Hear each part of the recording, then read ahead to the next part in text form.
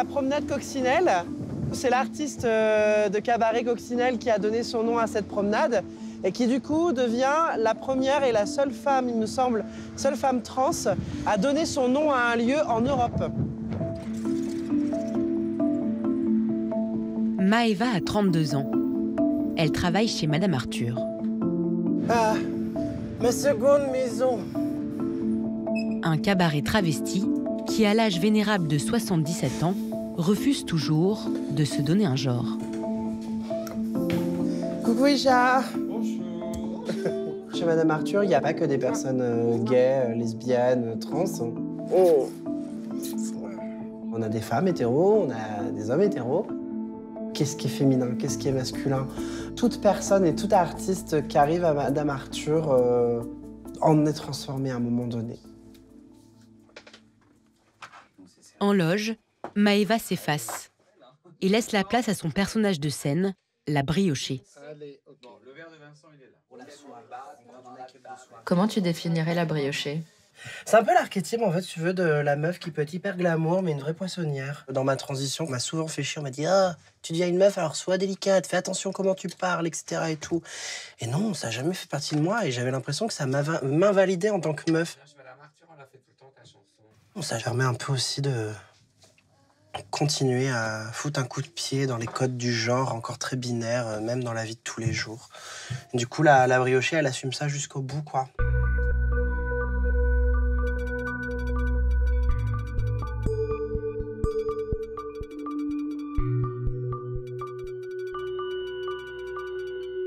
J'avais aucun talent pour le maquillage, moi, à la base, vraiment. Mais ça n'a pas beaucoup changé. Oui, c'est ça.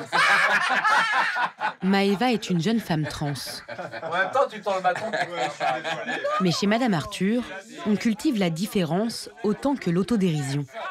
Et je l'ai trouvé, Charlie. Le cul.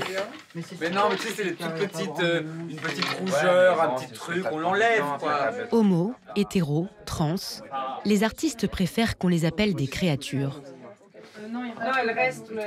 La vingtaine de membres de la troupe se relaient chaque semaine pour créer un nouveau spectacle. Ce soir, ils célèbrent Dalida, une icône de la communauté gay. On est prêt. C'est quand vous voulez. Let's go. Showtime.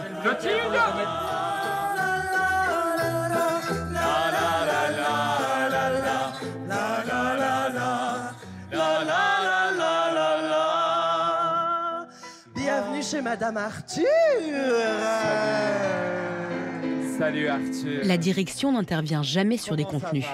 Vous allez bien? Bon, brioche, introduisez-moi, comme ça j'aime changer pour la Ah, vous voulez que je vous introduise? Alors, je vais vous introduire on va rigoler. tout en douceur. La belle Lola Dragonesse One Flamme. Madame Arthur n'est pas seulement une salle de spectacle, c'est surtout un lieu de liberté. Moi, je suis née à Royan. Très vite, j'ai senti de toute façon que j'avais un décalage avec le monde qui m'entoure, sans forcément être capable de mettre des mots là-dessus et savoir en fait ce que c'était. À Paris, je me dis tiens, j'ai envie d'être artiste, mais je m'attendais pas qu'en devenant artiste, j'allais aussi avoir une flamme militante qui allait se réveiller en fait en moi. J'ai senti progressivement le besoin en moi d'avoir, on va dire, une parole aussi pour les personnes trans. Se dépouiller de son apparence. Oui, en tant que personne trans, je sais ce que c'est, se dépouiller de son apparence. D'ailleurs, j'ai cru pendant longtemps que j'avais pas le droit. Parce que j'ai trop écouté les autres. Sauf qu'en fait, notre vie, elle nous appartient qu'à nous, à personne d'autre. Personne n'a le moindre pouvoir sur notre vie, sur notre apparence, sur ce qui nous est cher. Personne.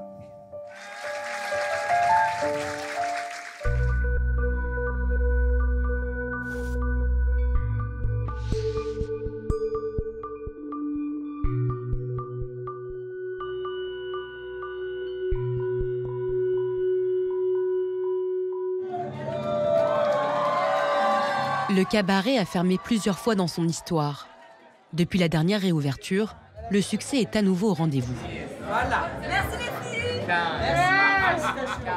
De toute génération, de tous horizons, le public dépasse largement ce que l'on appelle la communauté queer.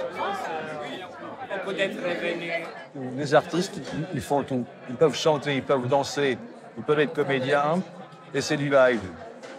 Hein? Dans l'inverse. À télévision et de monde. Oui, oui. C'est un lieu où on peut tous se permettre. Alors qu'ailleurs, on ne peut pas. Il y a des choses qu'on ne peut pas, qui ne sont pas, entre guillemets, politiquement correctes. Derrière les paillettes, oui, mettre une femme. Des sujets graves, des sujets importants. C'est bon. On rigole, oui, mais on réfléchit aussi. Ce qu'on veut, c'est pouvoir vivre sans se cacher, sans se mentir à soi-même et sans cacher qui on est. C'est un lieu, en fait, aussi de sécurité, c'est un safe place pour toutes les personnes queer, LGBTQIA+, mais aussi tous les alliés. Donc c'est important que ces lieux soient là, qu'ils continuent d'exister, mais aussi qu'ils perpétuent la mémoire de ceux et surtout celles qui nous ont précédés. Si les drag queens n'ont plus à se cacher aujourd'hui, elles le doivent largement à Madame Arthur. Derrière sa devanture rouge, inchangée depuis 1946, le cabaret est un refuge des figures bon chic et mauvais genre de la nuit parisienne.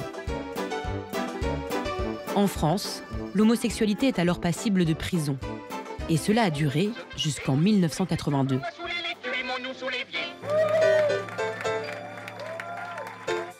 40 ans après la dépénalisation, les drags sont sous le feu des projecteurs. Hier marginaux, ils se sont installés dans notre paysage culturel.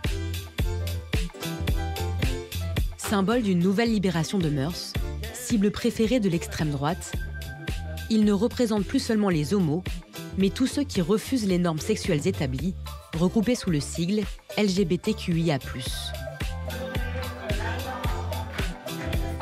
Sur scène et hors les murs, Madame Arthur continue sa révolution, celle du genre.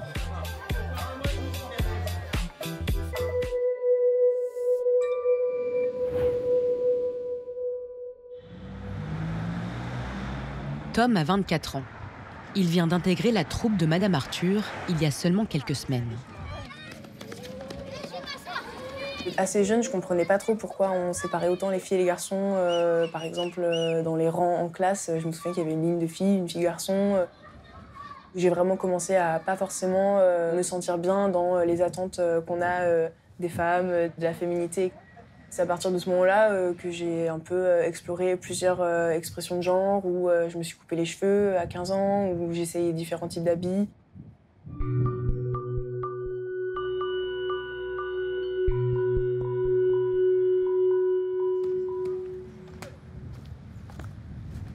Depuis que j'ai changé mon expression de genre, je vis pas du tout le même harcèlement qu'avant. Ça veut dire que quand j'avais par exemple les cheveux longs, que je m'habillais de manière féminine, et puis surtout l'été, c'était insupportable. En fait, tous les jours, j'avais des remarques, on me sifflait, on venait me parler, et c'était vraiment oppressant.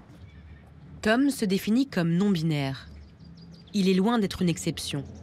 Comme lui, un jeune Français sur 5 ne se définit ni homme ni femme. Et parfois, il a l'impression que le monde ne change pas assez vite. Dans les pubs, on voit toujours les mêmes corps, avec de la dentelle, les mêmes positions, etc.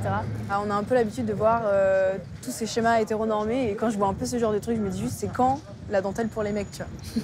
Je me dis que ça pourrait faire du bien à tout le monde. Tom est étudiant en sciences sociales. Bonjour. Bonjour. Son mémoire, il le consacre naturellement au genre. Je crois que ça, c'est la section sciences sociales. Il y a quelques trucs sur le genre. Donc il y a au moins 15 livres. Peut-être qu'ils ont d'autres trucs quand même. Je sais pas.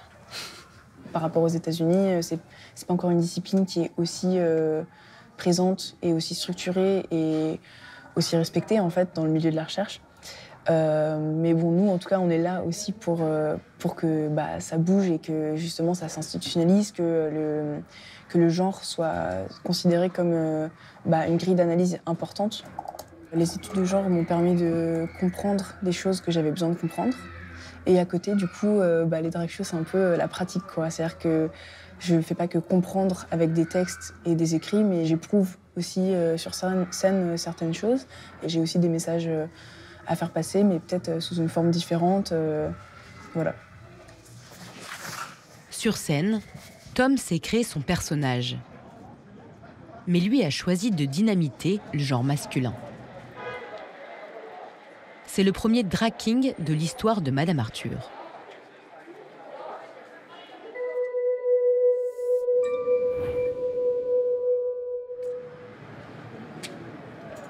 Laurent est une figure de la nuit parisienne. Et chez Madame Arthur, il fait un peu partie des murs. Hello. Bonjour, Diamant Lacala. Salut, chérie. Ça va? Bah oui, ça va et toi? Bonjour, la brioche. Oui. Cool. Très bonne nouvelle soirée. Il est entré au cabaret il y a 6 ans. C'est un peu la grande sœur de la troupe. Ici, Laurent devient Lola. Voici Lola, c'est moi. Lola, chanteuse, improvisatrice, Interprète de icône génie. de la nuit. Oui. Voilà. Non, Lola est essentielle. est essentielle chez Madame Arthur.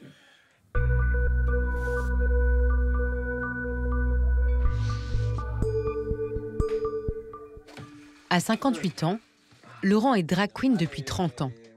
Il fait partie de la génération qui a ouvert la voie. J'ai grandi dans un tout petit village en Suisse de 500 ou 600 habitants. En fait, on n'était pas vraiment connecté avec le reste de l'univers. Je suis là, une seconde. Mon coming out, comment ça s'est fait? C'est mon père qui m'a demandé quand j'avais 18 ans si effectivement j'avais des tendances homosexuelles. Je pense que j'avais envie de lui répondre « mais quel œil ?» parce que c'est vrai qu'à cette époque-là, moi, j'étais très féminin. Ma mère est passée par des phases différentes pendant quelques jours. La culpabilité, le dégoût, la compréhension. La la la la, la la la la la la. J'ai mis de l'or dans mes cheveux, un peu plus de noir sur mes yeux. Ça l'a fait rire. Ah, c'est un œil qui coule, merde. Ah, mais ça fait souvent ça. Ouais, après tu peux rien faire. Il n'y a rien qui remaquille une larme. Laurent est né dans les années 60, Lola dans les années 90. Mais ne lui demandez pas qui il est vraiment. C'est compliqué comme question de dire aux gens qui êtes-vous. Et vous, vous êtes qui? Vous le savez qui vous êtes? Non, personne ne sait qui il est en vrai.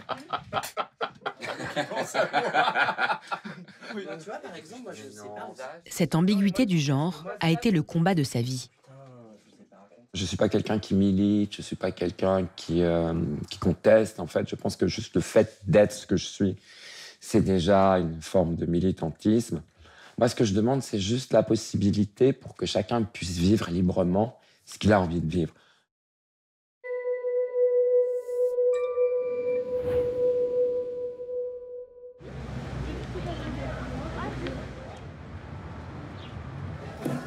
Maëva est d'une autre génération que Laurent. Pour elle, la liberté se conquiert, jour après jour. Bonsoir, bonsoir. Viewing party de Drag Race Belgique. Il y a 2 ans, elle s'est faite une place dans une autre famille que Madame Arthur, celle de Drag Race. Elle a participé à la version française de ce show télé au succès phénoménal. Voilà. Ah, exactement, c'est moi la briochée les plus belles niches de France. Voilà. Née aux États-Unis, l'émission a été adaptée dans 16 pays. Allemagne, Suède, Mexique, Philippines et Belgique. Merci la briochée. Ce soir, avec son amie Amanda, elle anime bénévolement une soirée autour de la version belge. Alors, est-ce que vous êtes prêts? Oui! Je vous ai fait beaucoup crier ce soir. Bon, alors, c'est bon, c'est parti! Depuis toujours, je lutte contre les cases, contre les étiquettes. Car depuis mon plus jeune âge, de nombreuses personnes ont voulu m'en coller des étiquettes. Parce que ça doit changer. Parce que ça va changer. À l'image de Maëva, Drag Race est un divertissement très politique. Je trouve ça génial qu'elle s'est passé des messages à quand même une échelle un peu plus grande que notre petite communauté. En France, médiatiquement et politiquement, là où en ce moment, il y a quand même des recrudescences de violence vis-à-vis de notre communauté. Soutenez les personnes queer, soutenez les personnes trans, soutenez les dragues. Parce que nous, par contre, on sera là aussi et on se battra pour vous. Toujours. Devenue un personnage public, Maëva recueille souvent des témoignages de parcours cabossés, comme celui d'Alperen. Moi, je me suis enfui de chez moi il y a 2 ans. Je vous ai découvert sur mon écran d'ordinateur que j'étais en dépression totale. Et c'est vous, toutes les semaines qui me permettaient de tenir. Je me disais, faut que je tienne une semaine de plus, elles vont me faire du bien. Vous êtes un peu les anges gardiens de toute une communauté sur Paris. Moi, j'ai la chance d'avoir encore notre ami de sang, ma famille, voilà, avec qui j'entretiens des rapports merveilleux. Et ça, c'est un privilège. Quand on est queer, quand on est trans, et qu'on a ce rapport comme moi j'ai avec ma famille, j'ai bien conscience que c'est un privilège en fait dans ce monde-là. Et voilà, en fait, on est là aussi pour ces gens qu'on passe forcément comme cela.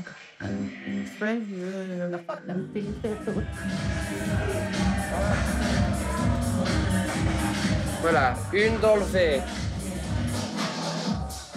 Les dragues sont en première ligne. Leur outrance assumée attire le regard et souvent l'hostilité. C'est un art qui est transgressif et qui est militant juste dans son essence. Il y a plein de gens, on est des aberrations pour eux. C'est encore un espace dangereux pour nous, en fait, l'espace public. Quand on rentre chez nous après une performance, on rentre en taxi, on prend pas le métro.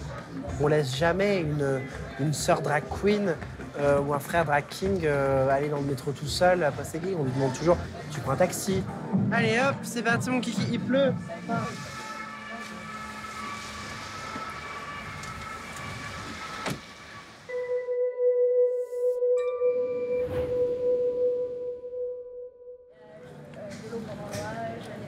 Cette bataille de l'espace public est encore loin d'être remportée. Régulièrement, Tom et son ami Jay proposent à tous de s'initier à l'art de la transformation. C'est la première fois que tu fais du drag? Cool. C'est la première fois pour tout le monde, c'est trop bien, mais c'est que vous êtes que des nouveaux. Allez, c'est parti. Ces ateliers ont lieu à l'abri des regards. On descend? Les participants viennent ici s'essayer au drag king. La plupart sont nées femmes et vont faire le voyage inverse des drag queens. Je vais vous montrer un exemple. Est-ce que vous savez qui c'est ou pas? Ok, bah ça c'est Lady Gaga. Voilà. Ah, je croyais que tu avais deviné là. Donc c'est une performance de genre et plus spécifiquement une performance de la masculinité et des masculinités. On peut ridiculiser, on peut parodier et on prend le pouvoir là-dessus. Ça permet en fait à la fin de pouvoir avoir un espace où on explore certains types de masculinité, certains types de féminité, on met le tout et qu'à la fin on ait un genre à nous qui nous plaise. L'idée c'est de vivre une euphorie de genre en groupe et d'aller affronter l'espace public ensemble pour que la première fois que tu aies des questions de t'as quoi dans le pantalon, bah, tu l'as vécu avec 7 copains et quand ça te réarrive et que tu es seule, bah, tu y as déjà répondu. Est-ce que quelqu'un veut essayer ça et du coup faire une démo? Je vais essayer. Hop. Toi, tu vas plaquer ton sein sur le côté, vers moi. Là, vers toi. Voilà. Désolée pour le son horrible. Le féminin s'atténue et se pare des attributs masculins. Ton sein vers moi. Ouais, comme ça, là, c'est bon. Je peux piquer les capotes? Oui, bien sûr. Moi, j'utilise du coton en vrac que je mets dans une capote et que je mets dans mon caleçon serré. Waouh, les chemises! Les drag kings utilisent les mêmes outils que les drag queens. Vêtements, posture et maquillage. À l'inverse des queens, par exemple, qui en fait lissent un peu tous leurs traits de visage, quand on fait du drag king, un des trucs pour se masculiniser, c'est au contraire faire ressortir en fait tout ce qui est angle, bosse. Donc, par exemple, la mâchoire, l'arcade sourcilière, le nez, et puis du coup peut-être les creux des joues également. En gros, c'est ça qu'on va faire là.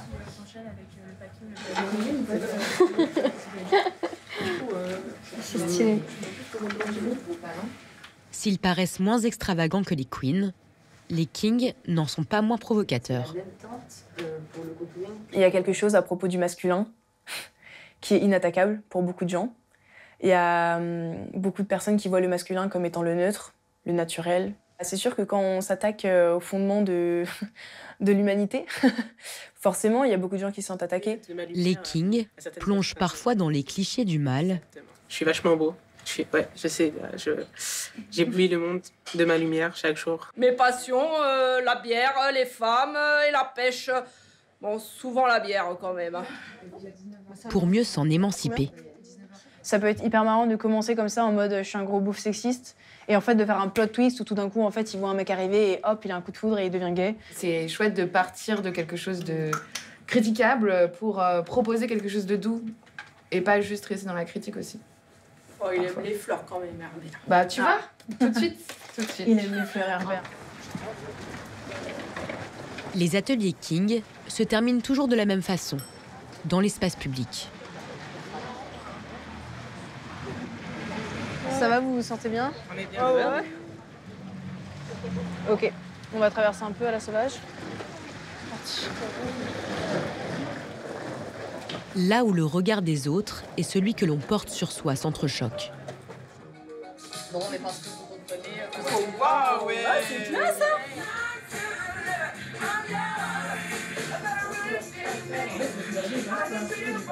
Déjà, je me sens beau, comme ça. Et en fait, on sent vraiment, quand on passe dehors et que juste on se balade, il y a un côté confiance vraiment qui est assez fou. On se sent un petit peu comme des oppresseurs de la société patriarcale. Oh, oui, à la fois, c'est un espace de liberté pour les gens, et à la fois, ça montre certaines choses du genre que beaucoup n'ont pas envie de voir. C'est pas une essence, le genre, c'est aussi plein d'autres choses. C'est aussi comment tu te sens, c'est aussi comment tu t'habilles, c'est comment t'es perçu par les autres.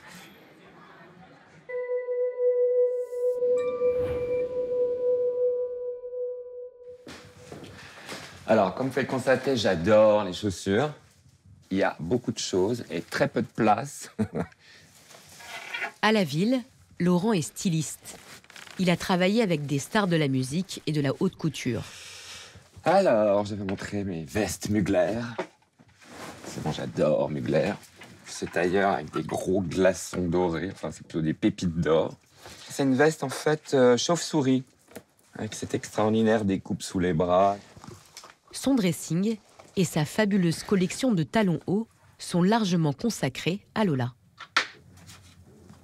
Mais les premières chaussures que j'ai portées, c'est quand j'avais 3-4 ans, c'était les chaussures de mariage de ma mère. Ce genre de chaussures années 60. Et en fait, petit garçon, je les mettais tout le temps chez moi à la maison. Et je sais pas, je pense que ma mère, elle devait trouver ça comme un peu spécial. Elle les a pris comme ça, je les ai achetées dans la cheminée. Elles ont brûlé sous mes yeux. Peut-être ça m'a traumatisé. En tout cas, résultat, voilà. Produisant Jordi et son dur d'être un bébé. Philippe Renaud peut avoir le sourire. Son indépendance financière et son statut privilégié dans la mode lui ont permis de faire exister Lola bien avant la mode des dragues. Il a même eu l'audace de la projeter sous le feu des médias. Avec la programmation dans la discothèque, donc Nous allons vous entraîner dans un univers haut en couleurs et très particulier, celui des drag queens. Au-delà de la fête et de l'ambiguïté, y a-t-il quelque chose derrière le masque? Sont-elles un phénomène de mode ou au contraire l'expression d'un dérèglement de notre société? Bon, moi j'aime pas ta cravate, déjà j'ai envie de lui dire. Je me souviens que j'avais pas tellement aimé ce côté sensationnaliste et parler de la misère que peuvent cacher les fossiles, et le fond de teint et les perruques roses. C'est quand même une vision assez négative du mouvement, quoi. Est-ce que tu peux nous expliquer qu'est-ce que c'est les différences entre une travesti et une drag queen? Non, je sais pas. Il m'agaçait. C'est un ton, oui, on a l'impression qu'on est allé visiter les pestiférés, quoi. Très condescendant. Oh là là, les pauvres drag queens, leur pauvre univers. Ça, aujourd'hui, ça n'existe plus. Bienvenue à notre petit tour de piste chez Madame Arthur. Aujourd'hui, Lola et les créatures de Madame Arthur sont acclamées tous les soirs.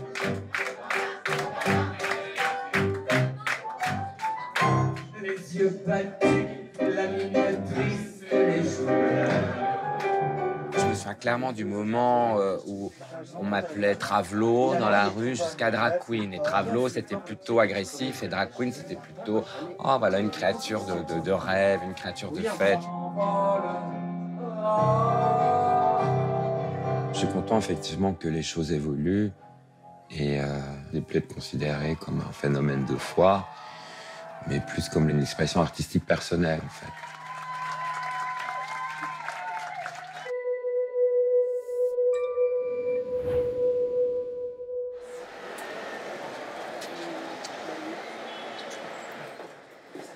Les dragues ont gagné leur place sur le devant de la scène.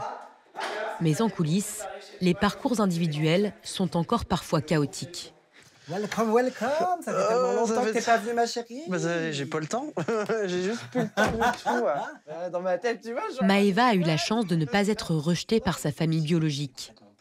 Mais en débarquant de province, elle était seule à Paris. Misfit est devenue sa maman drague. Drag Mother, c'est en gros prendre sous son aile de jeunes artistes en devenir et les façonner pour les monter vers la gloire. Mais il y a aussi l'autre partie qui est en fait le soutien familial, la structure familiale que l'on reproduit. C'est-à-dire que du coup, en fait, je sers aussi un petit peu de déversoir quand il y a besoin. On reçoit en fait, quand on sort en drag queen, énormément de choses en fait dans la face, qu'elles soient positives ou qu'elles soient négatives. Et il y a des moments, il faut qu'on déverse, il faut qu'on soulage. La première question que je t'ai posée, c'est qu'est-ce que tu voudrais devenir? Qu'est-ce que tu veux faire? C'est quoi ton big rêve? Et tu m'as dit, je m'en souviendrai toujours, je veux rentrer à la Madame Arthur. Je ne sais pas si tu réalises. Je suis fatiguée. C'est dur d'être une star, on m'avait pas dit.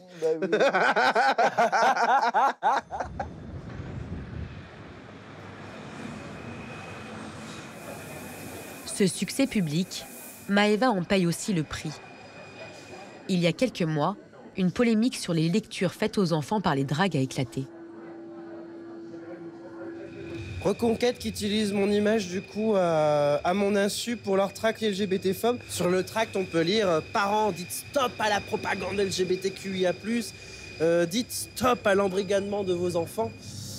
Nous, on ne fait qu'informer et éduquer sur nos existences, rien de plus. Maëva a porté plainte et trace son chemin.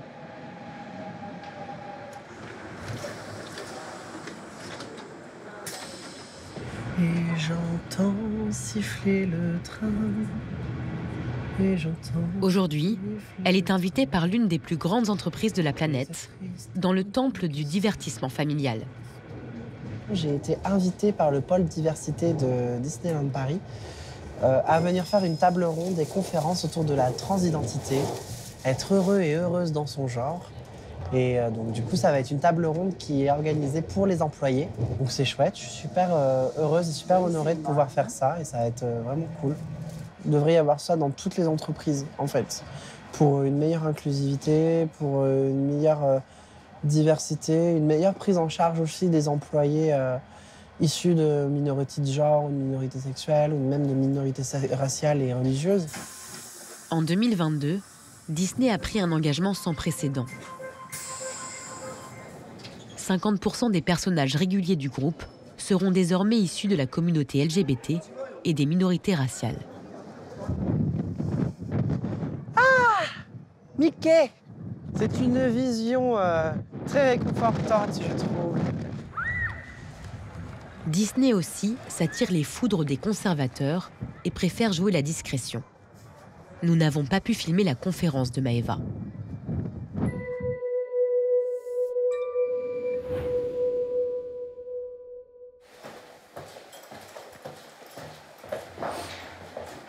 Ce soir, Tom va jouer sur la scène historique de Madame Arthur pour la première fois. Ça va être le moment fatidique de la moustache. Du coup, j'ai peur de me foirer.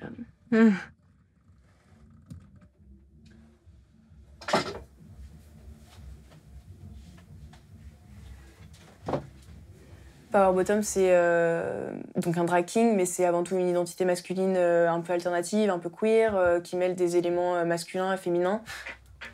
J'ai envie de montrer un type différent en fait, de masculinité qu'on voit moins en fait, dans la société. Ici, c'est miraculeux d'être là. Ce qui se passe ici. Je sais pas si on capte quand on voit à travers des vidéos, si on capte la magie. Parce que c'est tellement à la fois artistique et à la fois presque thérapeutique. Que... Non? Qu'est-ce que vous en pensez, les autres?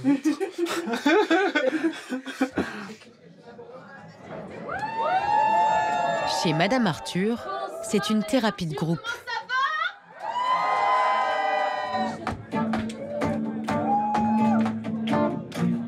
Autant sur scène que dans le public. Quand je serai grand, je serai petit. Ou bien pilote de Formule 1. En attendant, je me déguise. Mais tous les costumes vont bien. Il y a des gens qui sont hétéronormés et qui veulent l'être, qui sont bien là-dedans. Bah, j'ai envie de leur dire, écoutez, chacun son monde, chacun son univers. Et en fait, nous, tant que vous nous respectez, tant que vous ne nous voyez pas comme des bêtes de foire, etc., bah, en fait, il n'y a aucune raison que ça se passe mal.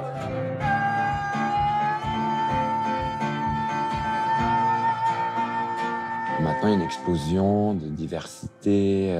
Je trouve ça très bien que chacun puisse vivre sa fantaisie, puisse vivre sa vie. Même, je pense que ça commence à faire aussi école et cette espèce de fantaisie donne envie.